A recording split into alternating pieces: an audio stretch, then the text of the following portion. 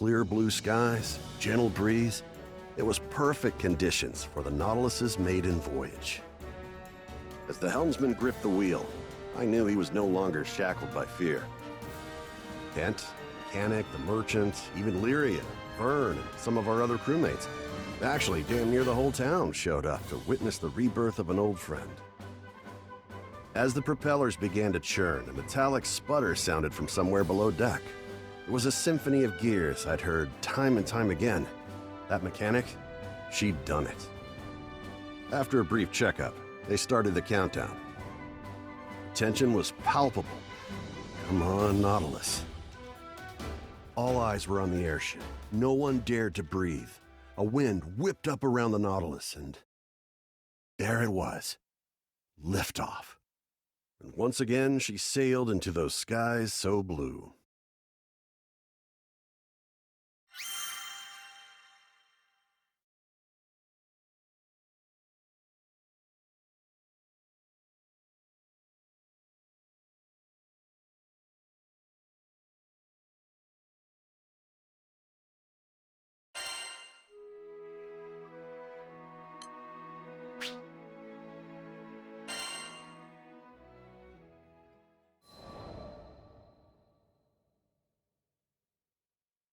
A few weeks had passed since the Nautilus took its maiden voyage. According to Kent, the Nautilus was now Folka's leading cargo ship. Makes sense, given that it was 3 times faster than any other ship on the island. And not only that, but it seemed Kent had found himself a new dream already. Okay, picture this, Rackham. 3 ships conjoined into one massive cruise liner. See? All we need to do is reconstruct these columns here and... I wonder if I sounded that crazy to the others whenever I got my big ideas. Anyway, such a massive ship would require at least 3 helmsmen. So in his effort to make the cruise liner a reality, Kent started studying how to be a helmsman himself. But if Kent were to be the second pilot, who would be the third? About that, actually, we'd be honored to have you as the lead helmsman of our ship. Of course.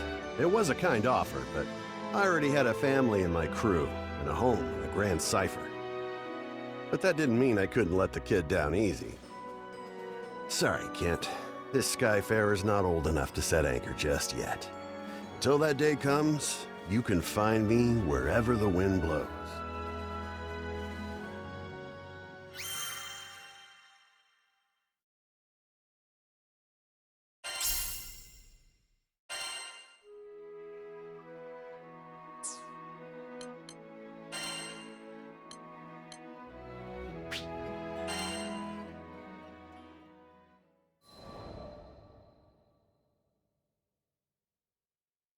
We came to a quiet clearing in the forest, devoid of any beasts. The only other presence besides us was a crisp breeze.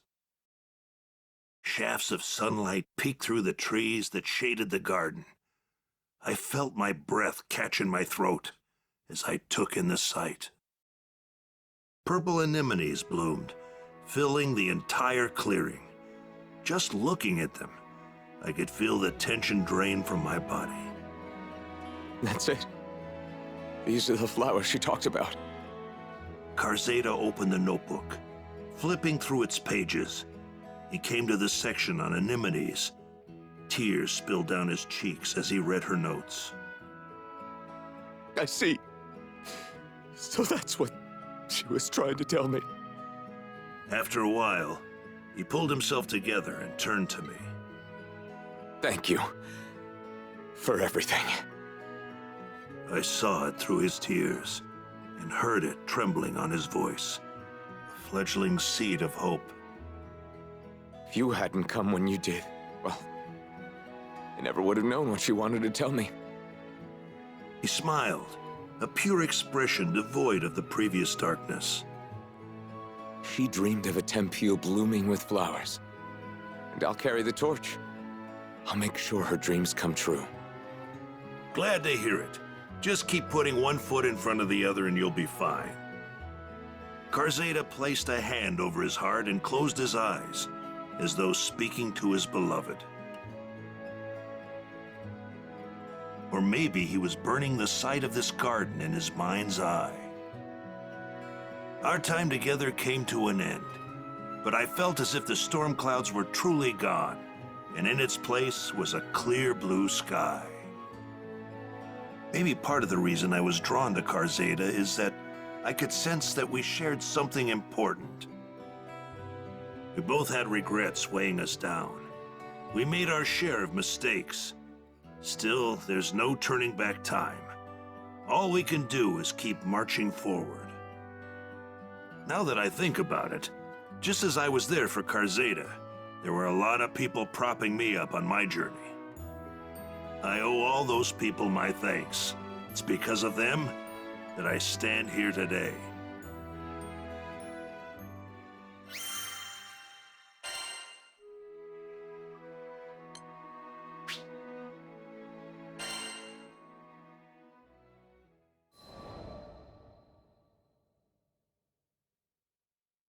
Dear Eugen, I can't thank you enough for everything you've done. Every now and then I hear news about you and your crew. I'm glad to hear you're doing well. I was finally able to get licensed as a full-fledged jeweler in Folka. I started creating pieces based on those purple anemones we saw. People love them. I can't make them fast enough to keep up with the demand. The proceeds from the sales go to organizations working to restore Tempeal to its former glory. Once we can go back home, I plan to create a large garden, just as she would have wanted.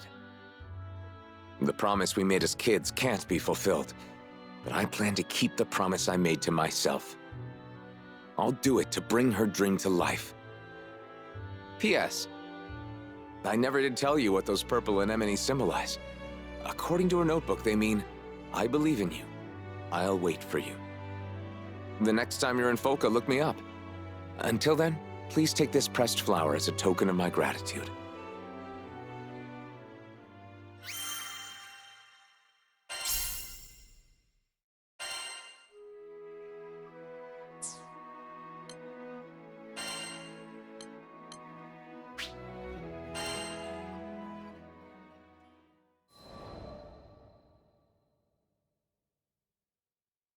Pace returned to Seed Hollow, and it was soon back to the usual hustle and bustle.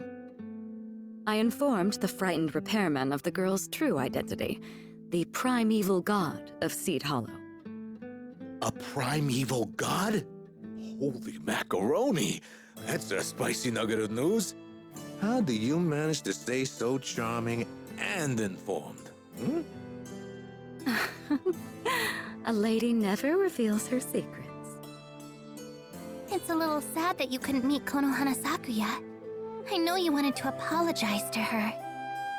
I knew, somewhere deep down, that talking with her wouldn't bring back all the journeys I had with the captain's father. However, seeing all the blooming flowers across the city, it almost felt as if she was acknowledging me anyway. I may well have imagined it, but call it something of a mutual understanding between distant sisters.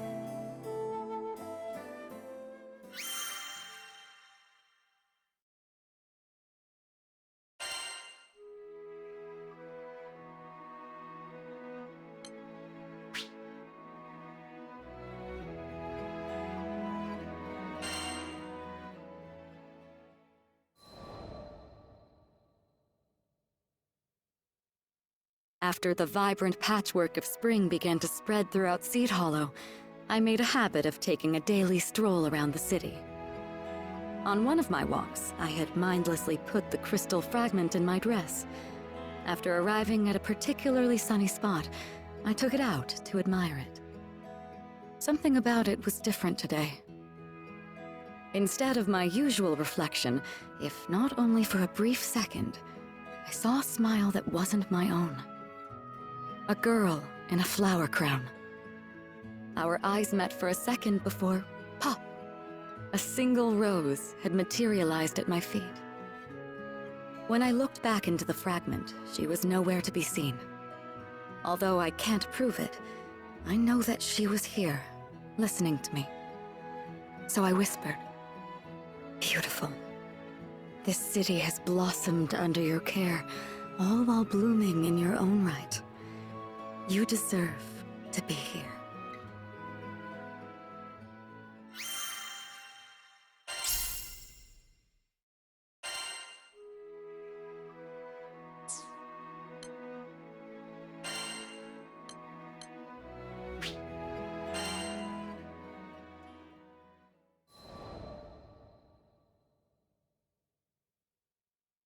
Sir Soupstock and his staff expressed great admiration for my swordplay.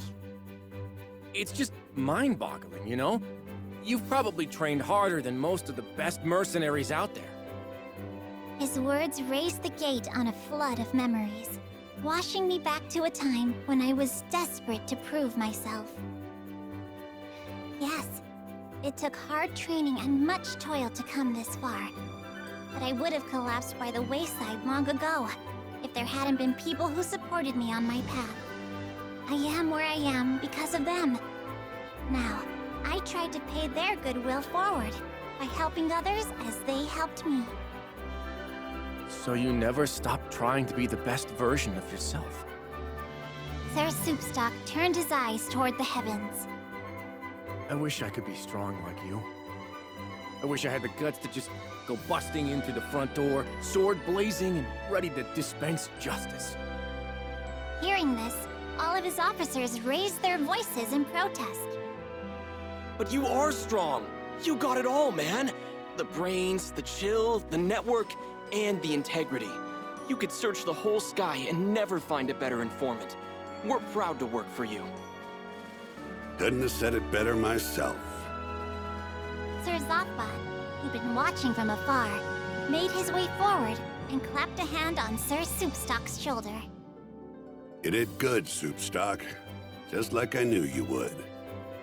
Boss, it's an honor. And that was the first time I ever saw Sir Soupstock give free rein to his emotions.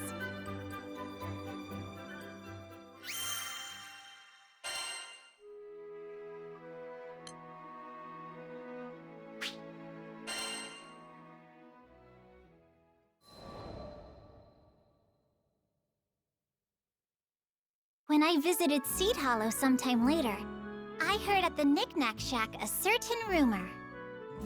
Apparently, one of the officers of the family Zotpa had taken up forever pure, forever righteous as his creed. Even his staff could be heard reciting the words.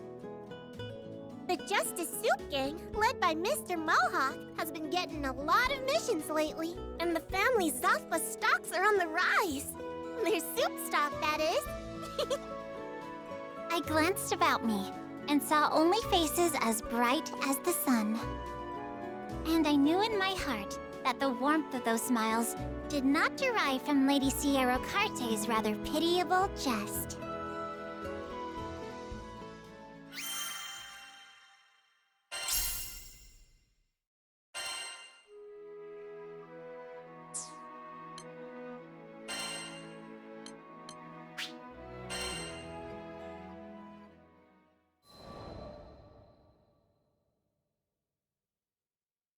Did Vern tell you what old Gonda's been up to lately?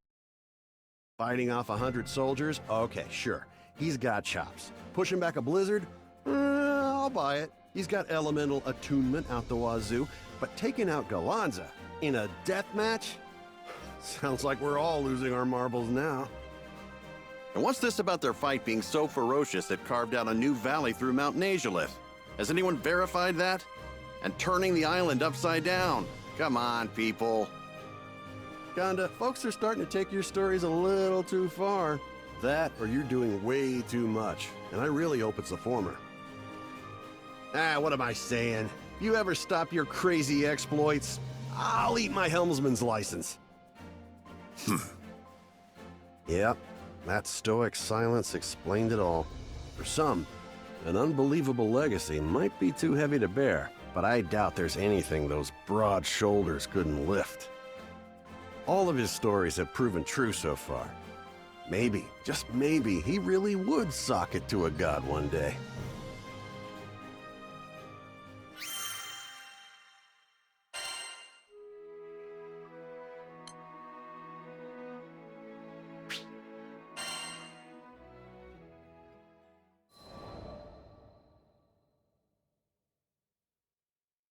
I get to read it first, Eugen. I bought the damn thing. Over my dead body. I was just getting to the good part. Yeah! Take that! Fist of the Red Lotus. My fellow crewmates stood around a wall scroll, fascinated. Rackham procured it from Seed Hollow, I gathered. But wait, had Eugen not just vocalized and then improperly executed one of my techniques? Bizarre! While Eugen and Rackham were distracted by their noble bickering, Lyria brought the scroll over. When she flicked it open, my breath caught. Is that me? Is that supposed to be me? My likeness, stylized and somehow prettier, was punching back a blizzard in an illogical way. Don't these petty painters know that one must channel the ferocity of the storm to beat the storm? Someone asked an artist to paint your story. Look how great it turned out. I had to admit, they did a decent job of capturing the majesty of my mane, even if it were a bit too bushy. I could not help but laugh. All the places my fists had taken me, this was the first where I had encountered my own facsimile. Though I hadn't bothered to tell anyone of my training on Mount Nagelith, perhaps I should be more vocal in the future. If not only to add more fan art to my widening legends, what joy that would spread! Ha ha ha ha!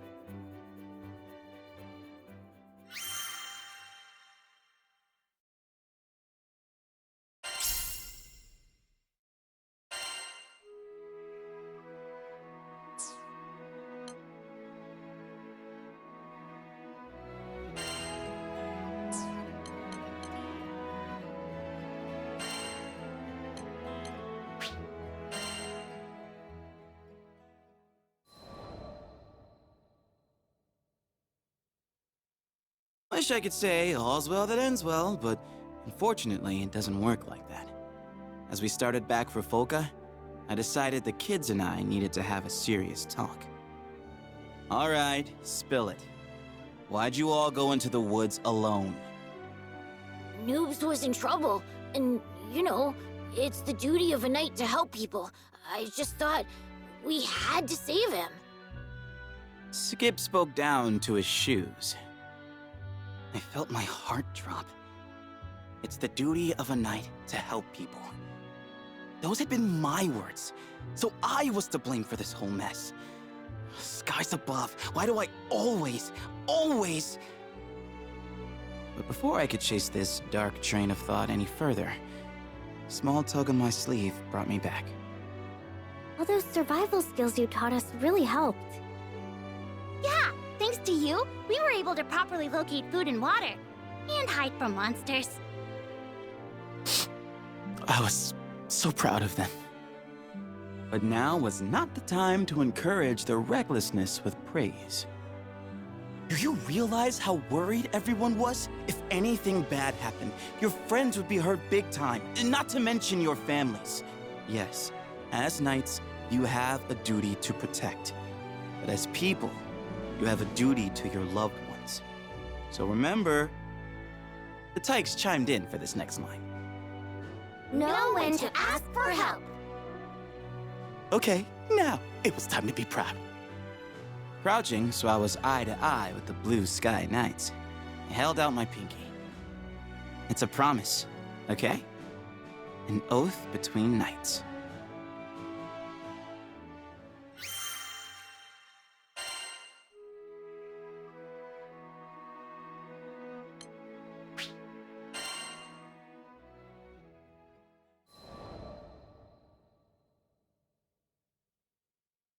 I recently returned to Folka to find the Tykes holding a serious discussion. According to Skip, they were in big trouble for marching deep into the woods without adult supervision. As punishment, the Blue Sky Knights had to disband. The kids didn't look too upset, though. Au contraire. Skip stood feet apart, head high, one fist reaching for the sky. Today, we form the Order of Vane. Guess they'd found a loophole. I mean, what did the grown-ups expect? These kids were joined at the hip. No one's found the hideout yet. I say we train there till we're all super cool knights like Vayne. Well, kids and their stupid dreams, right? You know, I never thought that one day I'd have a group of mini-me's, which is nice, but also kind of scary. Because what if you set a bad example, let them down the wrong path, on and on? It's enough to make you want to run and hide. But that's not what knights do. We stand our ground. We support each other. And with the best friends in the skies looking out for me, I know I can become just the kind of hero these kids deserve.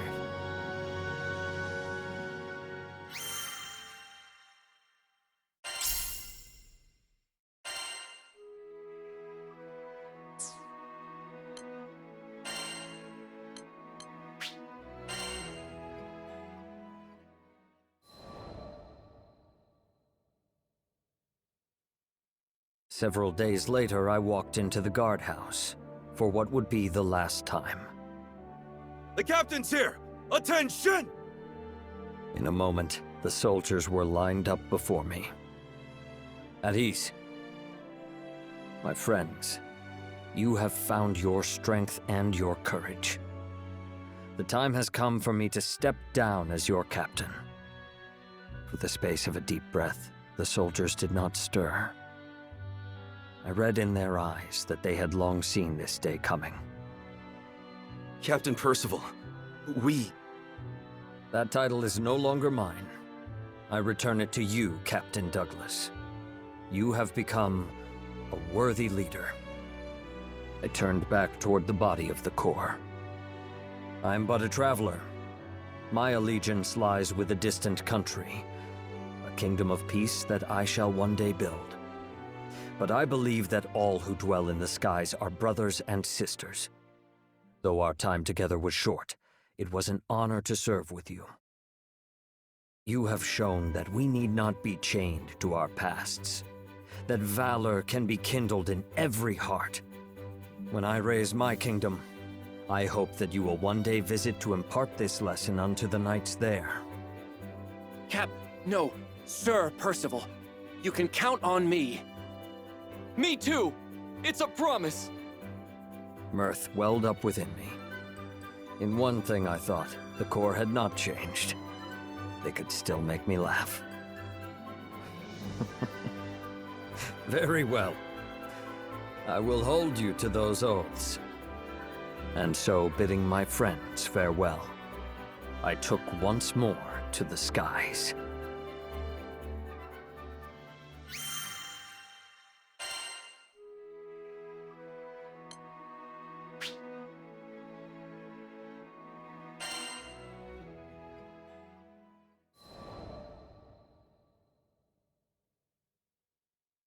It was many months before I could return to Folka.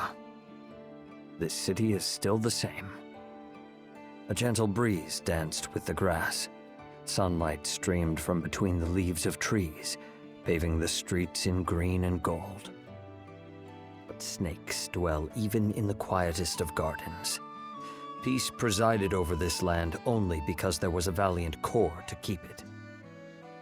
I was once captain of the Fulkan Defense Corps, and though our paths led on to different ends, they would ever be my friends and comrades. In my heart, I saluted them. Wait, aren't you? Well met. I was not surprised we crossed paths. Folka was a small city, and I knew the Defense Corps kept vigilant watch. I am glad to see you doing well. We sure are. Even got a generation of new recruits trained up. So, when do you think you'll be inviting us to your kingdom? I responded with a wry smile. It will be some time yet, but I shall not rest unless it be in a country of peace. Until that day, wait here, and serve your city well. You're gonna make it, Percival. I just know it. In the meantime, I better practice my curtsy, huh? I regarded Captain Douglas and his corps. Here were soldiers that had once lived in shame, but courage had been kindled in their hearts, and like candles they now passed its light to others. So does one good turn give rise to another, and valor begets valor. Perhaps the rise of my kingdom was not so far off after all.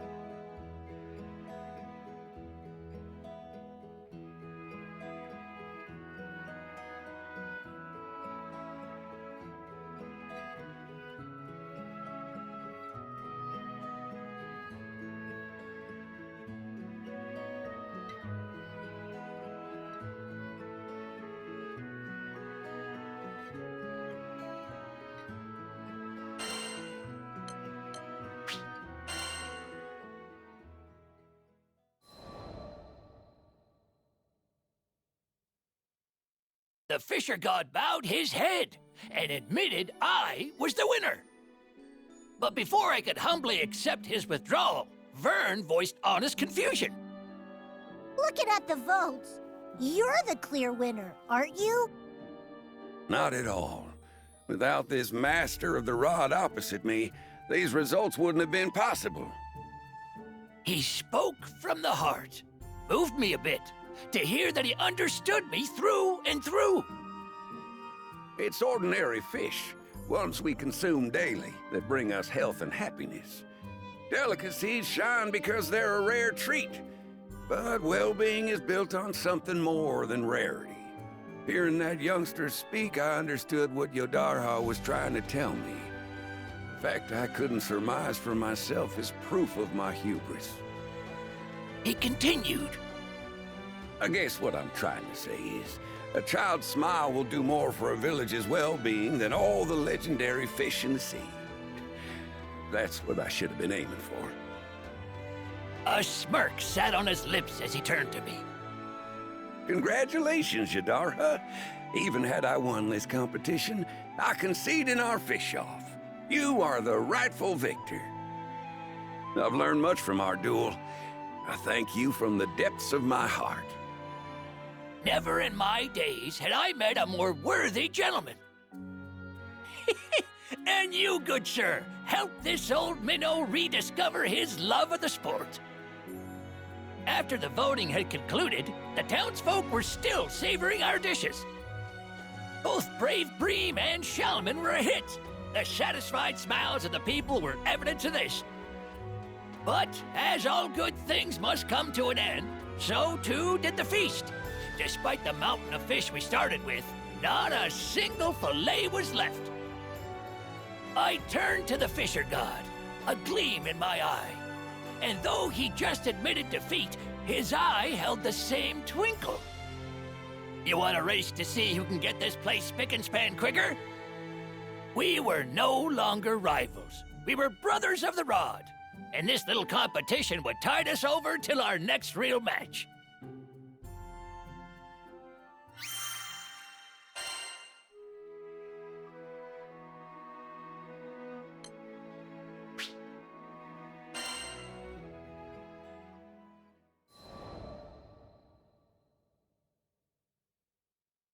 We were shopping at Sierro's when the merchant herself popped up from behind the counter.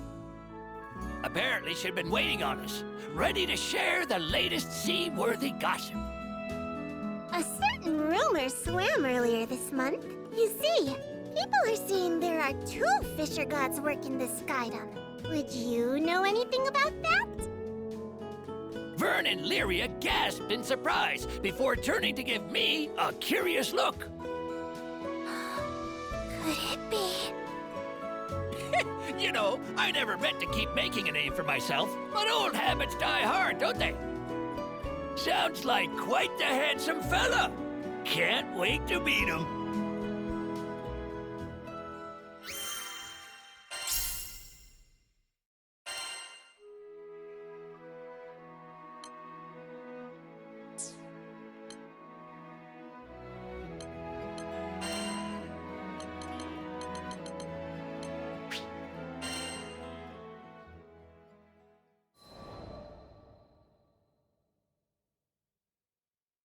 After some time had passed, I stopped by Irene's home while out on a request. Well, well. A comforting and familiar sight greeted me. The garden was bursting with vegetation, much like the first time I saw it. Basaraga! Standing amidst the greenery, Irene waved at me with a smile. I should apologize. You can't hear your friends anymore because of what I did. She shook her head, her smile still present. No, I shouldn't have let the church tempt me like that. I'm sorry for dragging you and your crew into my mess. A hint of sorrow graced her features. I can't hear these little ones anymore, that's true. But I can still tell what they want to say. Is that right? Yeah. Sometimes your heart just knows these things. She turned to look up at the sky, a few tears sliding past her smile. Like how I knew to reach out to you, even if I thought you were the Reaper. Thank you for saving me, Basaraga. Anyone would have done the same. With a careful shuffle, I turned away. A dainty garden was no place for an armor-clad warrior to stomp about. I'll see you around, Irene. I took one last look at the vibrant garden before heading back to the ship.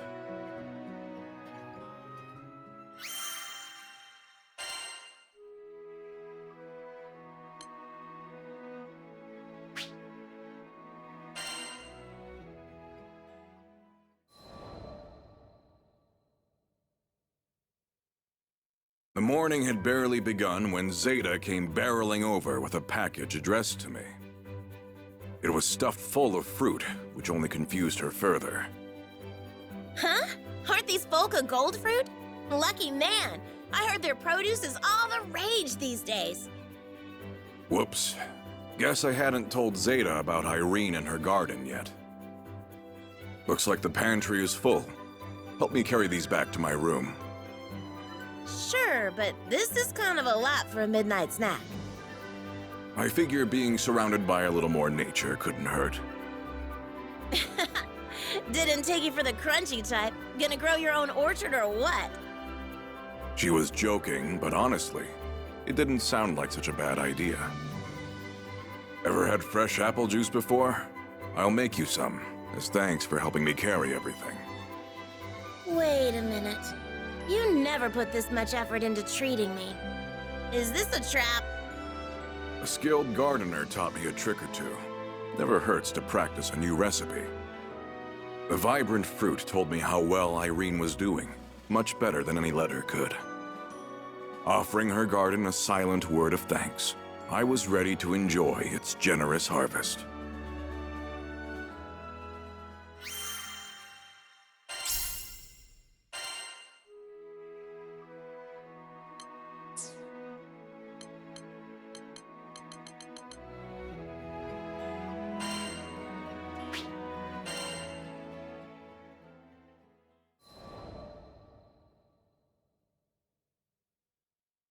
I'm from Tremont Island, a quiet little place where I lived with my parents and sister. Things were good, except my sister was suffering from a terrible condition. We couldn't treat her on Tremont, so she was forced to travel to another island, all on her own.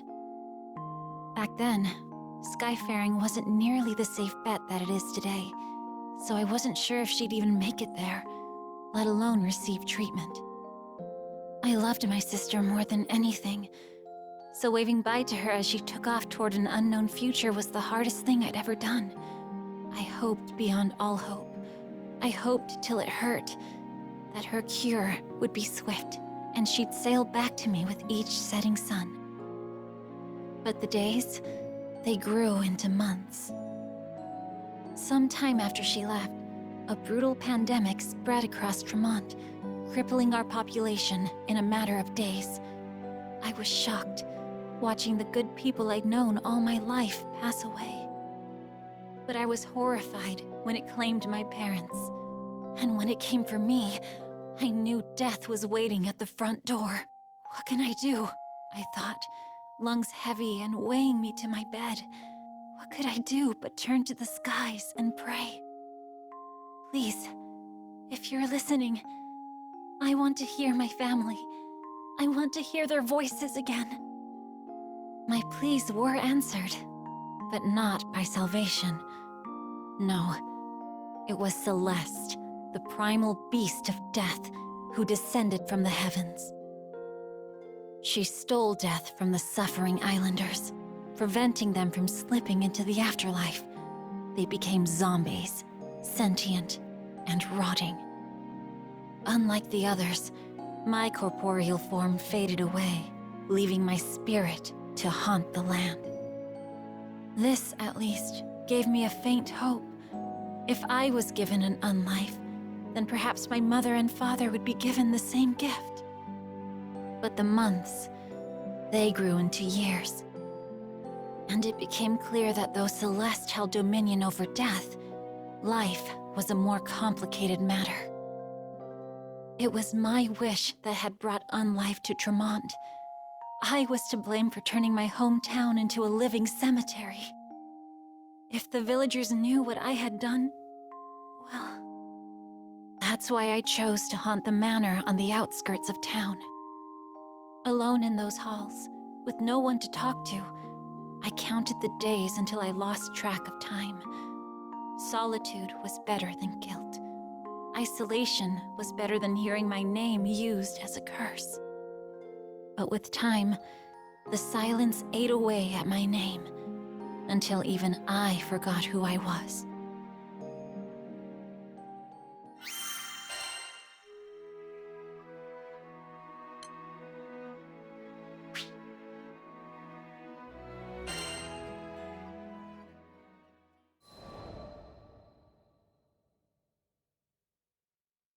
It's true that there weren't people around the manor, but I did discover a few ghost animals floating about. They took a liking to me, probably because of our shared ghosthood, and I gave them cute names to show my affection. Beppo, Gigi, Fuji, and Nicola. Before I knew it, my lonesome days became a little less gray, if not less repetitive. I watched so many tomorrows and yesterdays pass me by. I felt as stale and constant as the mists that covered the island. That all changed when the crew came to my manor. They were a cheerful, lively group, but also straightforward and intimidating. It had been so long since I needed to interact with other people.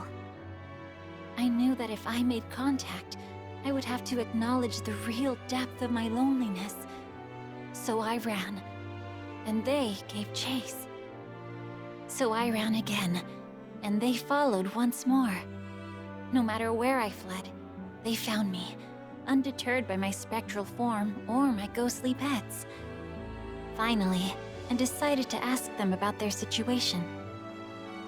Thanks to the mists, they explained, their airship was grounded on Tremont. Like me, like the other islanders. We were all prisoners of Celeste. So long as she still had a pact with the island, there would be no refuge from her fog.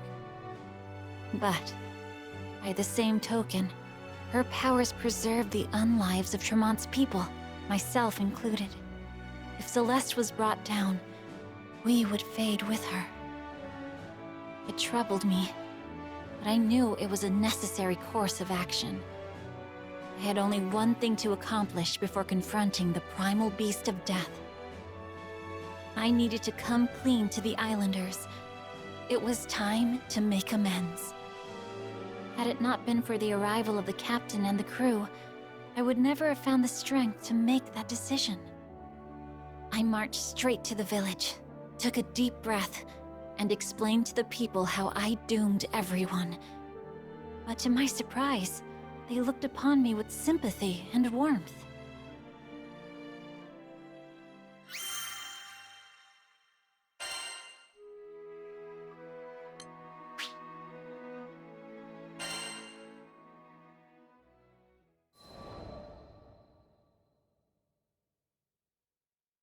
With the understanding and support of the Islanders, I called Celeste once again.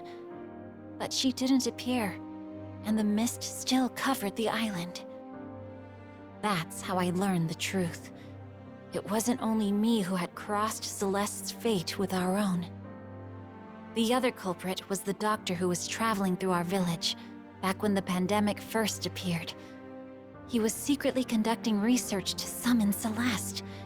We hurried to the place where he resided, but when we arrived, we found that his consciousness had already been swallowed by the primal beast of death, and he couldn't cough up any helpful information.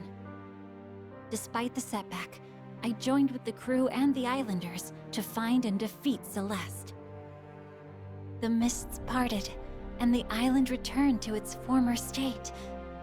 Its residents began to pass into the great beyond, disappearing into light.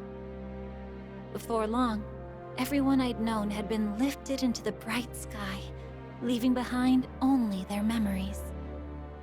I closed my eyes and waited for my final moments. But no matter how long I waited, I never began to fade. Left behind, yet again. I stared out at the village, devoid of residents. I was alone, but I could accept that. At any rate, the nameless ghost was no more, because a strange man gave me an oddly familiar name. So long as I had that name, and my memories with the crew, I could wait decades, maybe even centuries, for my sister to return. I think the captain, however, couldn't bear leaving me to such a hollow fate, and invited me to the crew. But how could I leave the island? I knew that my little sister would come back to me. Even though we were no more than graves and warm thoughts, this is where her family was laid to rest. If she came back and no one was waiting, wouldn't she be sad? That's why I knew I had to stay. But the captain wouldn't hear of it. If I was worried about my sister, I should go look for her. It was a new chance. I had never been off my island. I had never even considered the option. But I knew I could. I just needed to find the courage. And that's how I set out on a journey with the crew. Somewhere, out there in that big blue sky, my sister is waiting for me.